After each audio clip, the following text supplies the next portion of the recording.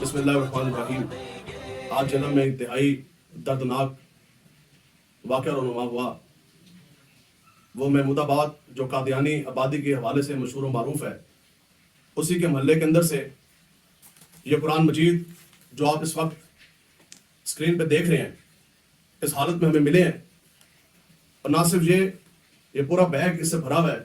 حکومت وقت فوری مقدمے کا اندراج کرے اور بھرپور کارروائی کا فوری آغاز کرے، اور اگر جہلم انتظامیہ قرآن مجید کی حفاظت کرنے میں اور ذمہ داران کے خلاف قانونی کارروائی کرنے میں ناکام رہتی ہے تو پھر انشاءاللہ 5 اپریل بعد از نماز جمعہ جی ٹی روڈ جادہ میں ایک بھرپور احتجاجی دھرنا دیا جائے گا، اور ہم یہ قرآن مجید اپنے ہاتھوں میں لے کے جائیں گے، اور پھر جب میدان لگے گا تو پھر ہم آپ کو بتائیں گے کہ قرآن مجید کی حفاظت کس طرح کی جاتی ہے۔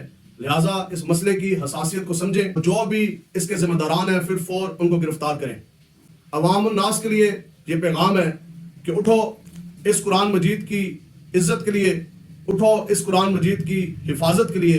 ہم سب کچھ تو برداشت کر سکتے ہیں، لیکن اس قرآن مجید کی بے حرمتی دین کے اوپر حملہ کسی صورت برداشت نہ کیا جائے گا۔